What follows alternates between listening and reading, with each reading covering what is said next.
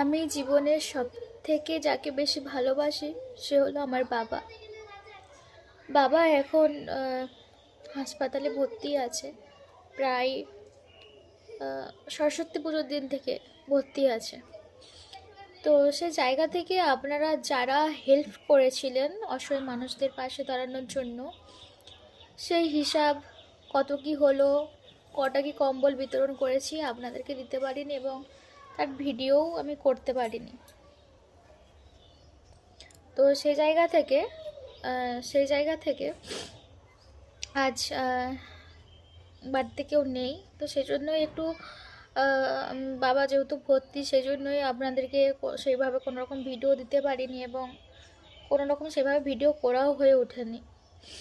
তো যেহেতু ফেসবুকটা আমার একটা ইনকামের জায়গা, সেহেতু মোটামুটি যা হোক করে ভিডিওগুলো ছাড়ছি। তো আপনারা যারা হেল্প করেছিলেন সেখান থেকে আমি 10টা কম্বল এবারে অর্ডার দিয়েছিলাম। তার মধ্যে থেকে 8টা কম্বল অসহায় মানুষের দিকে দেওয়া হয়েছে, এবং যেহেতু বাবা ভর্তি আছে হাসপাতালে, কম্বলের প্রয়োজন ছিল, এরকম কম্বল বাড়িতে ছিল না সেরকম, তাই বাড়ির একটা কম্বল আর ওখান থেকে একটা নিয়ে বাবাকে ওখানে দেওয়া হয়েছে। আর একটা বাড়িতে লোকজন আসছে সেখানে কাজে লেগেছে, যেহেতু বাড়িরটা দেওয়া হয়েছে। তো 2টো কম্বল আমাদের নিজেদের জন্য ব্যবহার হচ্ছে, আর সেইটা আমরা হিসাব করে নেব। এবং আরেকজন আমাকে টাকা পাঠিয়েছে, দেখুন এই একজন, যিনি লিখে দিচ্ছি কত কি পাঠিয়েছেন। তো এই এই টাকাটা এখনও আছে, এখনও পর্যন্ত এই টাকাটা খরচা হয়েছে, এবং এনার এই টাকাটা আছে।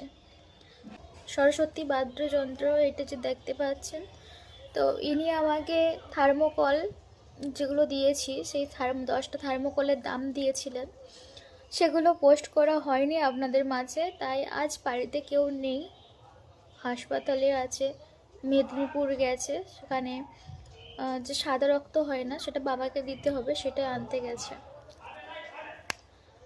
সে জায়গা থেকে বলবো আজকে আমি ভীষণই অসহায়, মানে অসহায় বলতে খাচ্ছি, ভিডিও করছি, কিছুটা আপনাদের মাঝে পোস্ট করছি, কিন্তু ভিতরের যে যন্ত্রণাটা, সেই যন্ত্রণাটা কারোর সাথে শেয়ার করতে পারছি না, করতামও না। কিন্তু আজকে বাবা বাবা একটা মেয়েদের কাছে এমন ইমোশনাল জিনিস না, যে বাবা উচ্চারণটা হওয়া মানেই চোখ জল আসবে।